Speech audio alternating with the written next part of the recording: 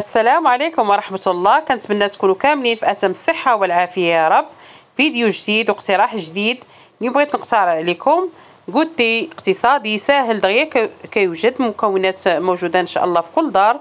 كنتمنى تجربوهم لوليداتكم وعائلاتكم. قاليط العسل تيجي أكثر من رائع، مقرمش من برا وهشيش من الداخل، وغنرافقو بغرير الشهدة. مكونات اللي بسيطة. نبداو على بركه الله. اللهم صل وسلم على سيدنا محمد. في واحد الاناء درت واحد رشيشه د الملحه وخديت قشور ليمونه وحكيتهم.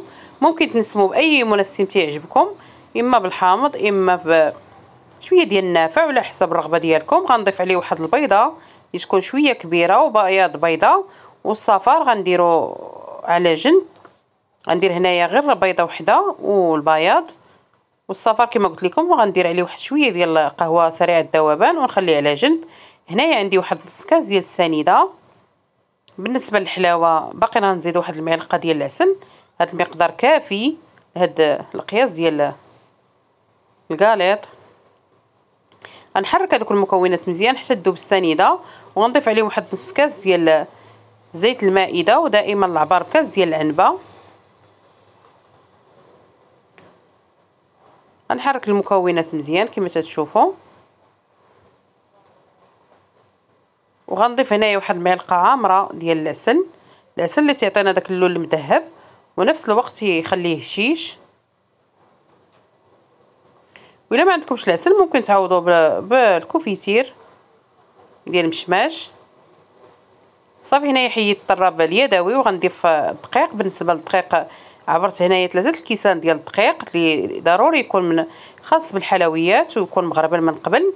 هنايا غنضيف واحد الساشيه ديال الخميره الكيماويه من فئه 8 غرام كما شفتوا معايا. ضفت الكاس الاول وضفت الكاس الثاني وغنخلط الخليط ديالي.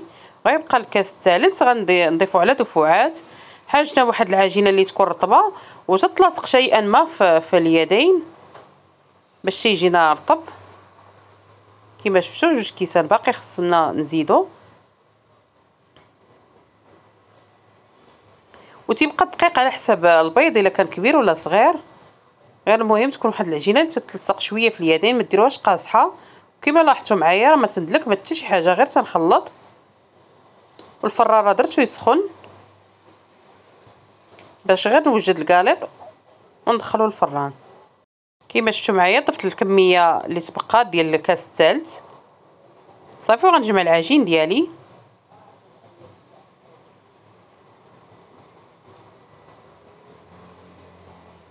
قالت لي ساهل ودغيا تيوجد.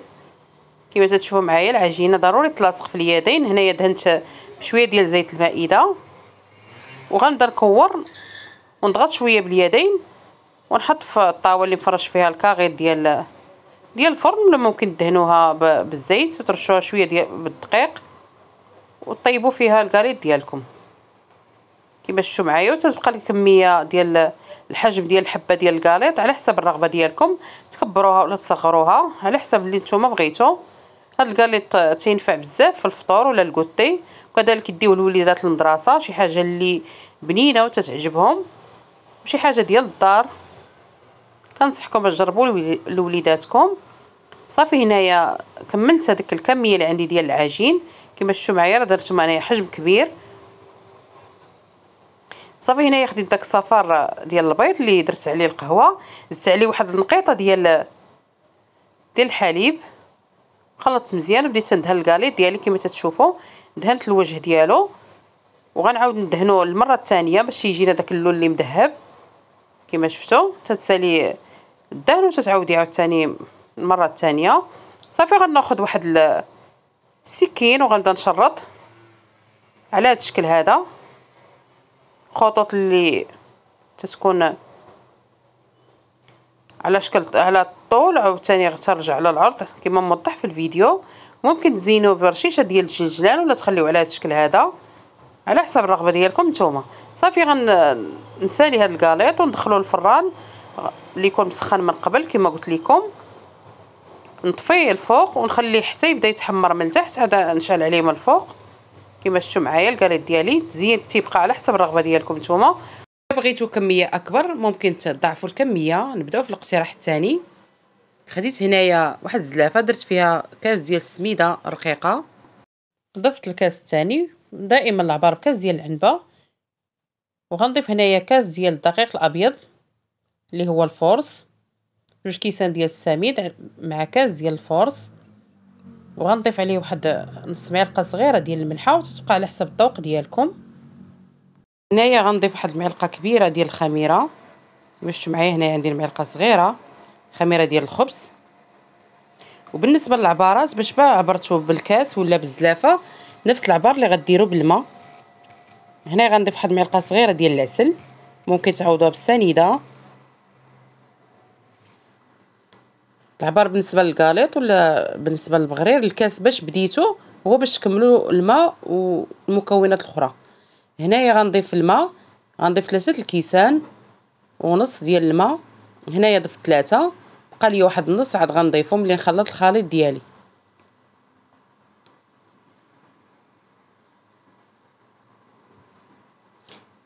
ضروري يكون الخليط شويه ثقيل، ما يكونش ثقيل بزاف، والماء ما يكونش سخون بزاف، يكون دافي غير شويه باش ما توليش لكم هاد العجينه كتله وحده ملي تخلطوها في الخلاط. ضروري هاد النصائح اللي تنقول لكم تعتمدوها باش ينجح معكم البغرير. صافي هنايا عندي واحد الساشيه ديال 8 غرام غنخليها حتى من بعد ملي نخلط الخليط.